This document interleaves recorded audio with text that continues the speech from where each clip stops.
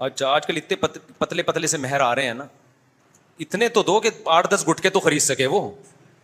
बहुत ही थोड़ा मेहर होगा। औरत जहेज ले रहे हैं लाखों का, जिसकी इस्लाम में कोई हैसियत नहीं है। मेहर की तो एक हैसियत है इस्लाम में, वो 25,000, 30,000, 40,000, और कहते हैं इस्लाम में सादगी है।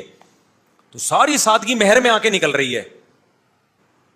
तो मेरी राय यह है कि अगर लड़का कमाता है ना, तो मेहर तगड़ा रखो, वरना दो ही नहीं लबनी लड़की। जो तुम्हारी बच्ची पे अभी खर्च करने के लिए तैयार नहीं है, बाद में वो कमबख्त क्या करेगा। हाँ, वो गरीब है तो फिर एक अलग बात है, लेकिन अगर है तो बोलो यार कम से कम 3 तनख्वाहें तो निकालूंगा तेरी जेब से मैं, 3 तनख्वाहें तो निकलेंगी। तो वो कहेगा फिर मैं करूंगा क्या। बोलो तूने शादी की है तो 3 तनख्वाहें नहीं, मैं अपनी गाड़ियां बेची हैं शादी के लिए, पता है आपको। मैं जब शादी के लिए कहीं जाता था तो पूरी पूरी गाड़ी दाव पे लगाई है मैंने, और मेरे पास वही गाड़ी होती थी। मैंने कहा मैं पैदल जाऊंगा, ये गाड़ी, ये दिल आपका हुआ, ये गाड़ी आपकी हुई। समझते हो क्या नहीं समझते।